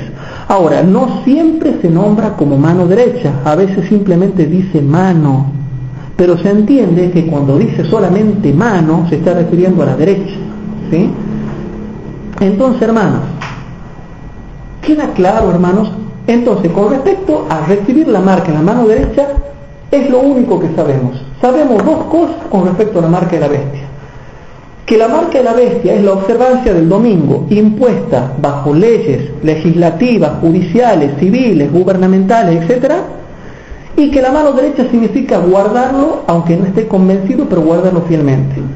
Hay otras cosas más que también significa esto, pero que todavía no lo entendemos y no lo sabemos hasta que llegue el pleno cumplimiento de la profecía. Ahora bien, hermanos, vamos a Isaías capítulo 41, versículo 13. Isaías capítulo 41 y versículo 13. Y esto yo me quedé pensando, ¿no?, cuando meditaba en este versículo. En Isaías capítulo 41, versículo 13 hay una promesa maravillosa que dice así: porque yo Jehová soy tu Dios, que te hace de tu mano derecha, que te agarra de tu mano derecha y te dice: no temas, no tengas miedo, yo te ayudaré. No tengas miedo, yo te ayudaré. Yo te ayudaré. Yo pregunto, ¿podrá Dios tomarlos de su mano derecha, tomarlos, llevarlos hacia la segunda venida de Cristo con seguridad a las personas que en la mano derecha tengan la marca de la bestia? No. Pero a nosotros, que no vamos a tener la marca de la bestia, ni en la frente ni en la mano derecha, Jehová en ese tiempo, hermanos, en ese tiempo Él nos podrá tomar de la mano derecha y nos podrá decir: no temas, porque yo estoy contigo, yo te ayudaré, no temas. Cuando todos estén recibiendo la marca de la bestia en su mano derecha, a nosotros Jehová nos estará agarrando de la mano derecha. Esto nos enseña una lección, que a todas esas personas que se perderán no podrán tener comunión con Dios por recibir la marca de la bestia en su mano derecha. Ahora, hermanos, para ir redondeando, ¿cuál es el mensaje del tercer ángel? El mensaje del tercer ángel es que le adviertamos al mundo contra no recibir la marca de la bestia en la frente, contra no recibir la marca de la bestia en su mano derecha, contra no adorar a la bestia y contra no adorar a su imagen. 4 cosas tiene el mensaje del tercer ángel. Tiene 4 advertencias. Porque si yo hago alguna de esas 4, hermanos, bebo del vino de la ira de Dios. Seré castigado por Dios cuando finalice el tiempo de gracia. Entonces, hermanos, eso es lo que hay que predicar. Y yo me pregunto, ¿por qué desde nuestros púlpitos no se lo está advirtiendo al mundo, a nuestros familiares, a nuestros amigos? Porque aquí en Tucumán hay un grave problema generalmente con esto, incluso entre los estudiosos, porque dicen: no, la ley dominical no importa. No les llevamos el apunte a la ley dominical. Lo que importa es que recibamos la lluvia tardía, porque una vez que recibamos la lluvia tardía, ya quedó sellado y ya está. Lo que ellos no saben es que primero viene la ley dominical y ahí pegadito la lluvia tardía. O sea que la gran prueba que tendrán que soportar es la ley dominical antes de recibir la lluvia tardía. Porque si la lluvia tardía viniese antes ya no sería prueba, porque recibiendo la lluvia tardía ya chocho y contento todos sufrimos, ya no sería prueba. Y si fuese prueba, la sufrimos cantando, contento y alegre como los apóstoles. Entonces, hermanos, el mensaje del tercer ángel advierte de 4 cosas. No reciban la marca en la frente, no reciban la marca en la mano derecha, no adoren a la bestia, no adoren a su imagen. ¿Y dónde están esos sermones que no los vemos hoy en día? Nuestros familiares están a punto de recibir la marca de la bestia. Van a adorar a la imagen de la bestia, van a adorar a la bestia. Y nosotros no estamos haciendo nada en proclamar este mensaje del tercer ángel. Y en la iglesia tampoco. Yo ni sabía que el mensaje del tercer ángel significaba esto, hasta que me he puesto a estudiarlo. Y resulta que hay hermanos que yo hablo y ni saben que va a venir una ley dominical, y ni saben cómo va a ser la persecución, y ni saben en qué orden cronológico va a descender la lluvia tardía y cómo la lluvia tardía se relaciona con la ley dominical. No saben nada, no conocen el diagrama profético. Y como yo siempre digo, no se puede conocer el día, la hora o la fecha de los acontecimientos proféticos que faltan por cumplirse, pero sí se puede saber el orden cronológico en la línea de la historia futura. Eso sí se puede saber, el orden cronológico sí, pero no el día, ni la fecha, ni la hora. Entonces tenemos que saber esto, hermanos. Ahora, hermanos, ¿sabían ustedes? Y aquí traje un libro yo, porque el mensaje del tercer ángel, ya vamos redondeando, comenzó a partir del año 1844. Nosotros somos los que tenemos que proclamarlos. Y yo tengo un libro que se llama acá Elena de White, Lo que no se contó. En este libro, que se llama Lo que no se contó, escrito por Ciro Sepúlveda, en la página 232 hay una cita de ella. En la página 232 dice una cita de la hermana White, que a su vez está sacada de la Review and Herald del 25 de noviembre de 1909. Ya estamos, fíjese, ya estaba ella en el año 1909. Y noten lo que escribe ella. ¿Dónde está vuestra fe, mis hermanos? ¿Dónde están los obreros? Porque no los veía por ningún lado. No los veía por ningún lado. Entonces ella pregunta, ¿dónde están los obreros? Entonces yo también pregunto como ella. Yo también pregunto, chicos, ¿dónde están los obreros? Yo también le pregunto, chicos, ¿dónde está nuestra fe? Entonces ella dice, ¿dónde está vuestra fe, mis hermanos? ¿Dónde están los obreros? En muchas de las grandes ciudades, los mensajes del primero y segundo ángel fueron proclamados durante el movimiento de 1844. A ustedes, como los siervos de Dios, se les ha encomendado el mensaje del tercer ángel, el mensaje de culminación, que ha de preparar a nuestro pueblo para la llegada de nuestro Rey.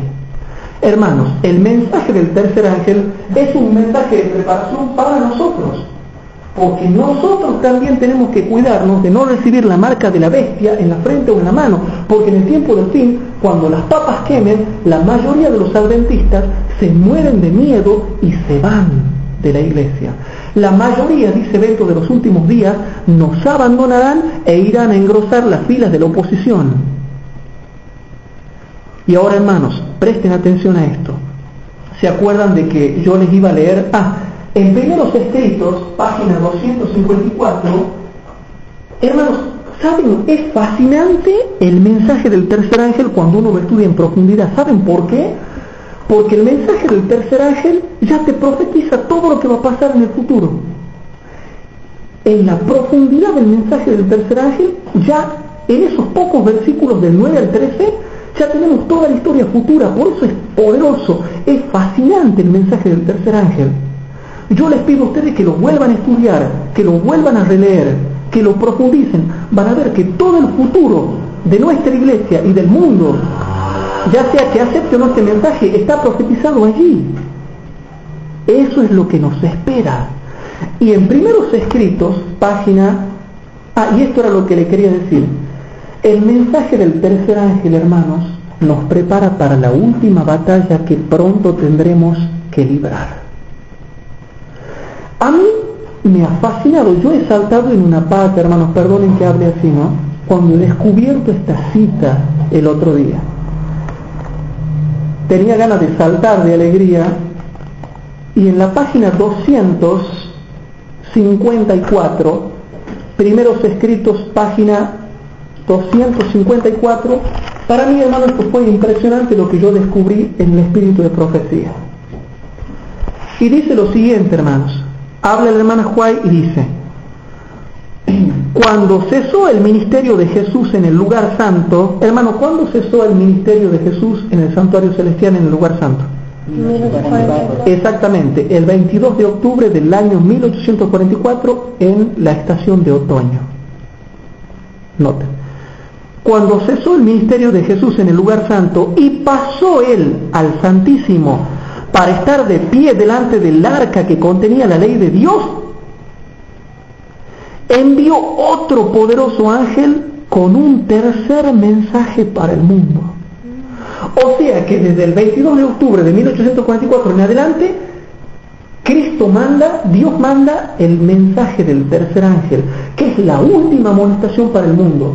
Cuidado con la marca de la bestia, cuidado con la bestia, cuidado con su imagen. Eso es lo que tenemos que predicar. ¿Y dónde se está predicando eso, hermanos? En ningún lado. Tenemos que predicarlo, hermanos. Gracias a Dios que hay pastores fieles que sí predican, y hay laicos fieles que sí predican, y hay ancianos fieles que sí predican, hermanos y hermanas que sí predican, pero qué pena que sean los pocos y los menos, la minoría. Ahora, hermanos, dice así: un pergamino fue puesto en la mano del ángel, y mientras descendía a la tierra con poder y majestad, proclamaba una terrible amonestación, acompañada de las más tremendas amenazas que jamás se dirigieron contra el hombre. El mensaje del tercer ángel es la más terrible amenaza dirigida contra el hombre. Por eso tenemos que predicarlo. Ahora entienden, chicos, por qué estamos mal, por qué andamos mal, por qué no estamos bien espiritualmente, por qué no estamos firmes en la fe, por qué no conocemos las profecías, por qué no entendemos qué va a pasar en el futuro, por qué estamos carcomidos por el afán y la ansiedad, y por qué Satanás no quiere que estudiemos profecías. Porque si estudiásemos estas cosas, estas serían las cosas que tendríamos que estar predicando. Dice así, hermanos: acompañada de las más tremendas amenazas que jamás se dirigieron contra el hombre, tenía por objeto aquel mensaje poner en guardia a los hijos de Dios, revelándoles la hora de tentación y angustia que los aguardaba. Hermanos, ¿qué nos dice el mensaje del tercer ángel que viene pronto sobre nosotros? La hora de tentación, la hora de prueba, la hora de angustia. Hermanos, cuando salga la ley dominical, va a ser la hora de nuestra tentación. Cuando se imponga la marca de la bestia, que ya profetiza el mensaje del tercer ángel, va a ser una gran prueba contra nosotros. Y fíjense lo que ella sigue diciendo en esta cita: tenía por objeto aquel mensaje poner en guardia a los hijos de Dios. ¿Estás tú en guardia? Revelándoles la hora de tentación y angustia que les aguardaba. Pronto viene sobre ti, hermano, tentación y viene angustia. ¿Te estás preparando? Dijo el ángel: tendrán que combatir tesoneramente contra la bestia y su imagen. Hermanos, cuando yo leí esta cita, se me ha llenado de gozo el corazón, porque pude entender que una de las esencias del mensaje del tercer ángel es batallar contra la bestia y su imagen. Es la última batalla que tiene el pueblo de Dios. pelear contra la bestia y su imagen. Y noten lo que dice ella. Dijo el ángel, tendrán que combatir tesoneramente contra la bestia y su imagen. Ahí es cuando tendremos que armarnos de valor, de fe, de voluntad, de esfuerzo y de perseverancia y combatir. Su única esperanza de vida eterna consiste en permanecer firmes, aunque se vean en peligro de muerte, deben sostener firmemente la verdad. ¿Cómo? Aunque se vean en peligro de muerte, deben sostener firmemente la verdad. El tercer ángel concluye así su mensaje. Aquí está la paciencia de los santos, los que guardan los mandamientos de Dios y la fe de Jesús. Al repetir el ángel estas palabras, señalaba el santuario celestial. La atención de cuantos aceptan este mensaje se dirige hacia el lugar santísimo, donde Jesús está de pie delante del arca, realizando su intercesión final por todos aquellos para quienes hay todavía misericordia y por los que hayan violado ignorantemente la ley de Dios. Hermanos, lo que Elena de White está diciendo acá es iluminador. El mensaje del tercer ángel me prepara para la última batalla, batallar contra la bestia y su imagen, que querrán imponer la marca de la bestia en la frente o en la mano derecha. Por eso, y vamos rapidito a Apocalipsis 15, por eso es que en Apocalipsis capítulo 15 dice lo siguiente. Fíjense cómo todo concuerda.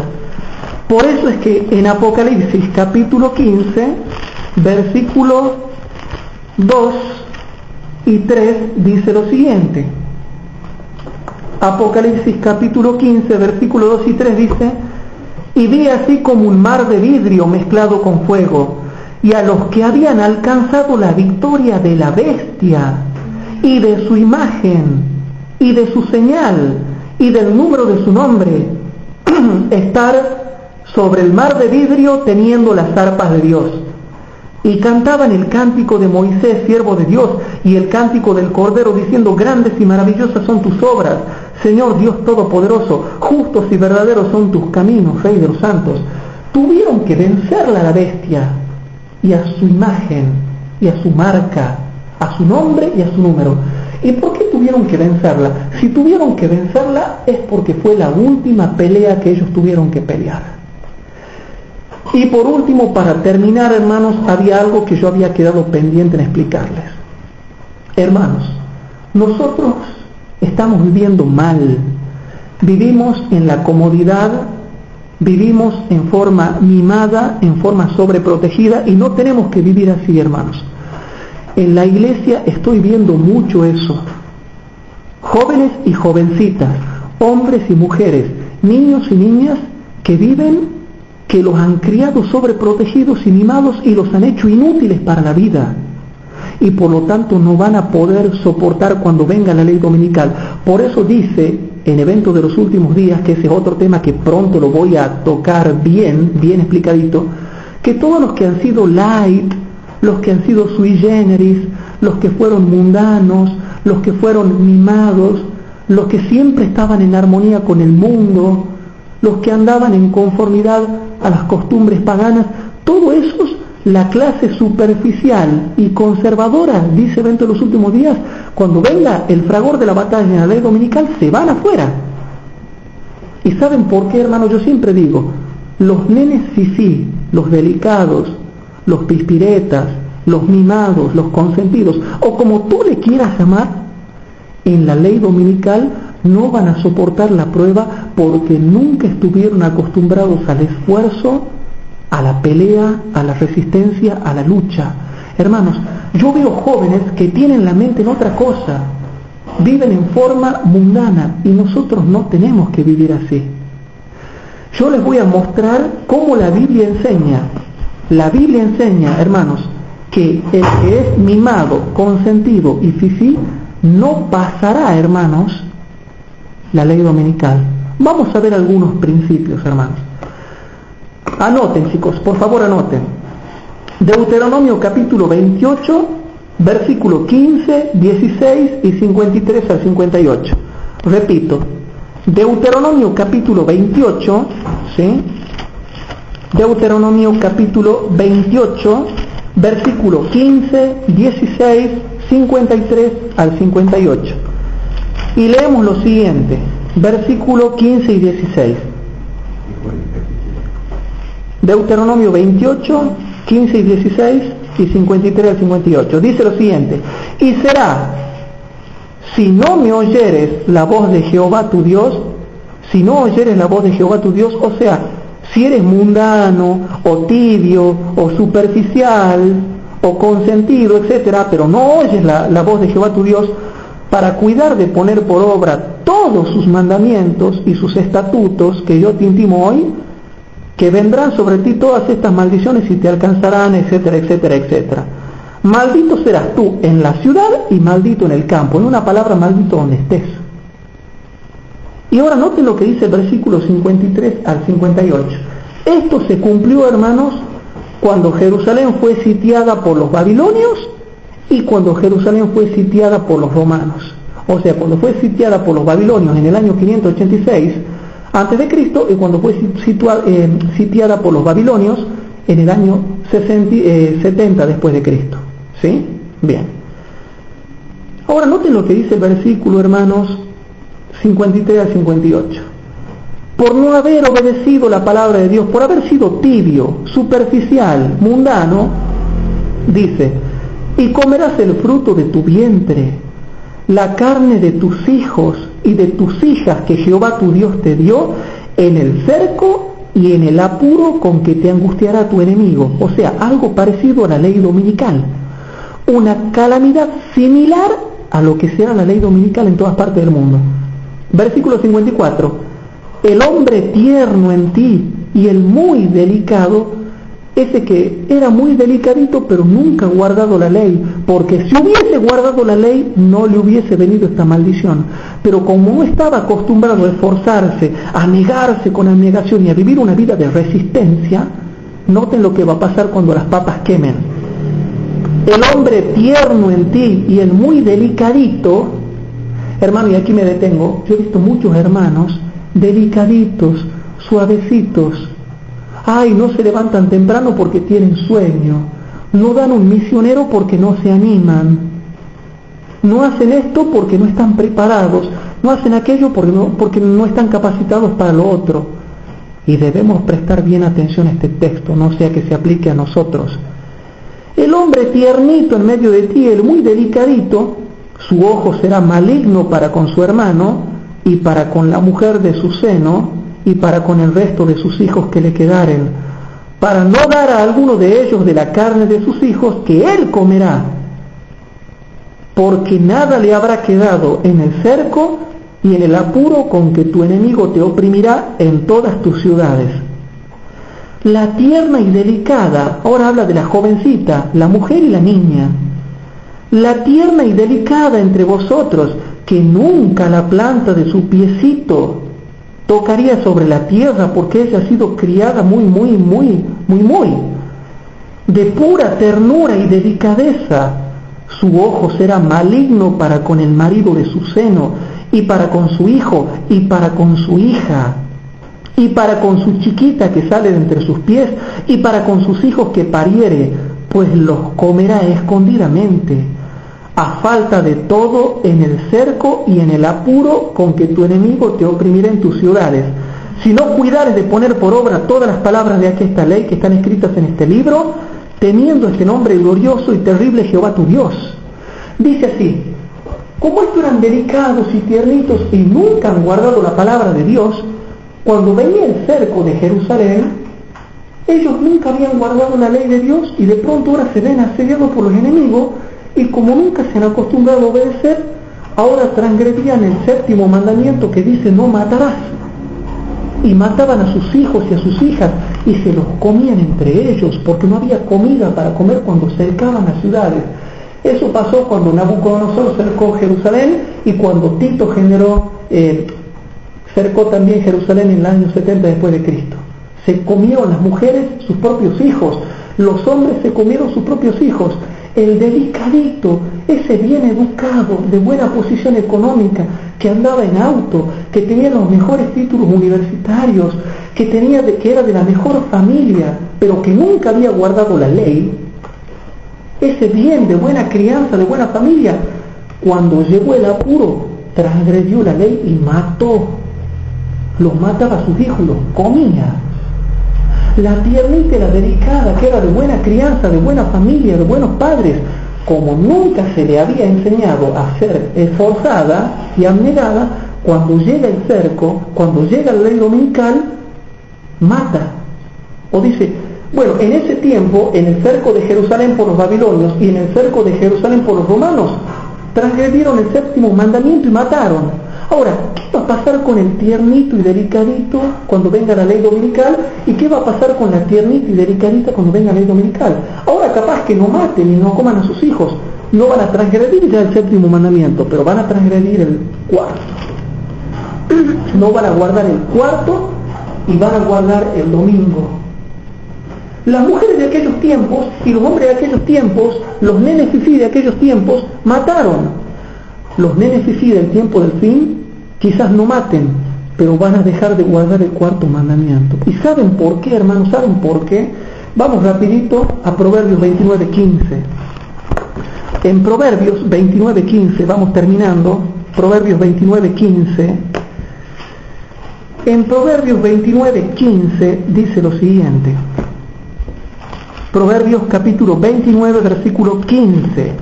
Dice así: la vara y la corrección dan sabiduría, mas el muchacho consentido avergonzará a su madre.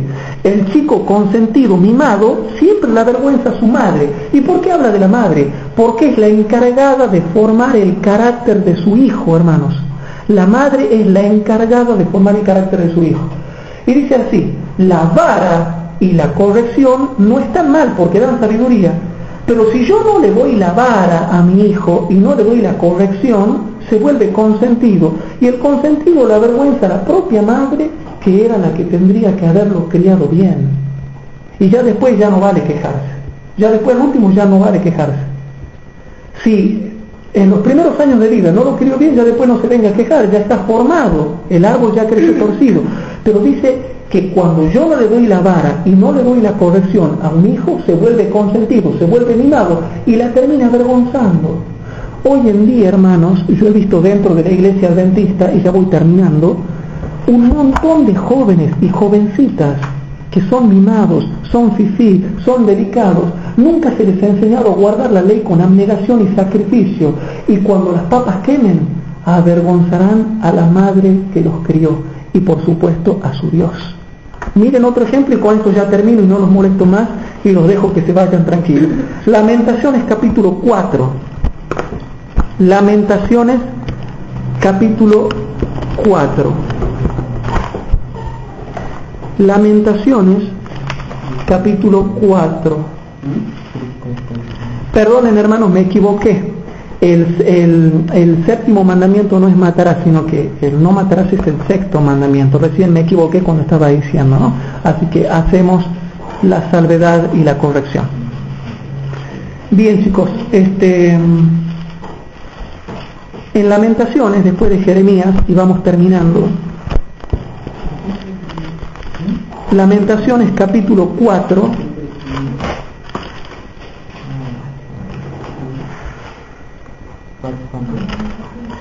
Lamentaciones capítulo 4.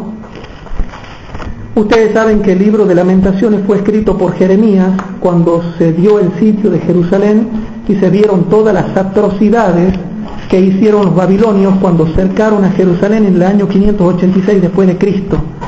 Entonces leemos Lamentaciones 4, versículo número 1 al 5.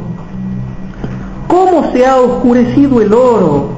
¿Cómo el buen oro se ha demudado? O sea, los que eran buenos cristianos, los que eran buen oro, después apostataron. Se oscureció el oro.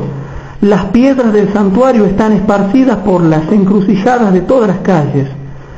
Y noten, los hijos de Sión, preciados y estimados más que el oro puro, ¿cómo son tenidos por vasos de barro? obras de manos de hombres. Aún los monstruos marinos sacan la teta y dan de mamar a sus chiquitos. La hija de mi pueblo es cruel. Cuando las papas quemaron la iglesia, se volvió cruel, porque no se habían acostumbrado a la abnegación y al sacrificio. Como los avestruces en el desierto, la lengua del niño de teta, de sed se pegó a su paladar. Los chiquitos pidieron pan y no hubo quien se lo partiese. Y noten el 5. Los que comían delicadamente, asolados fueron en las calles. Y los que se criaron en carmesí, abrazaron a los estercoleros. ¿Saben lo que es el estercolero? El que junta la materia fecal de los animales. Cuando se produjo el cerco de Jerusalén, venía el que juntaba la materia fecal de los animales. Los que habían sido nenes fifí, de buena familia, los que se habían criado con la mejor ropita y la mejor casa y el mejor cuarto, lo abrazaban al estercolero: por favor, dame un poco de materia fecal para comer. Si compraban licencia. Bueno, entonces, hermanos, ¿a qué quiero llegar yo con esto para terminar?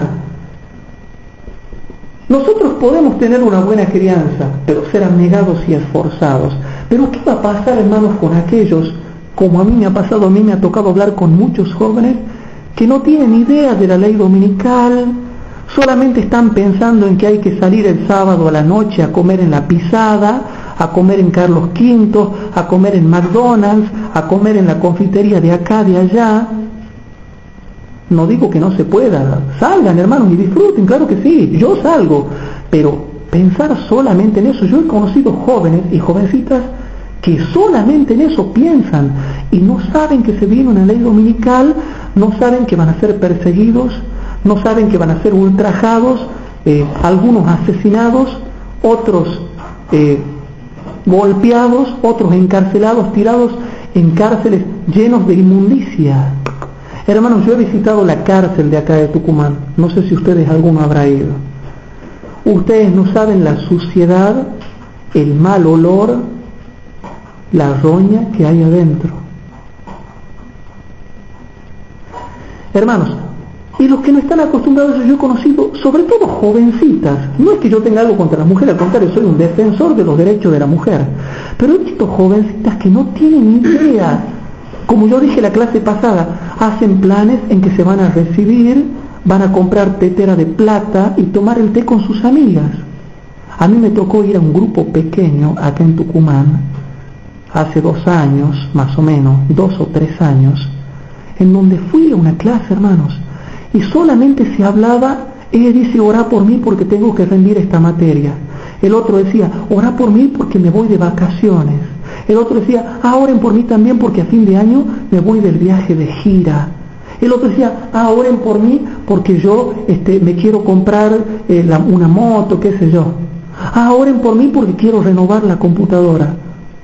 Hermanos, todos eran pedidos y nada tenía que ver con las necesidades del tiempo del fin. O sea, típicos niños mimados, que cuando las papas quemen no van a saber qué hacer. Entonces, hermanos, sal de vacaciones, sal a comer una comida rica, sal con tu novio, con tu familia, con tu novia, disfruta de la vida, pero siempre que no sea solamente eso tu vida, porque te va a pasar lo que acabamos de leer y que es muy tremendo leerlo en el libro de Lamentaciones, en Deuteronomio 28, en Proverbios 29. El que solamente es delicado por ser delicado, porque no quiere ensuciarse las manos trabajando para Cristo, entonces, hermanos, no sé qué va a hacer cuando llegue el tiempo del fin. ¿Hay alguna pregunta que ustedes quieran hacer, hermanos? Si no hay alguna pregunta, entonces dejamos ahí nomás.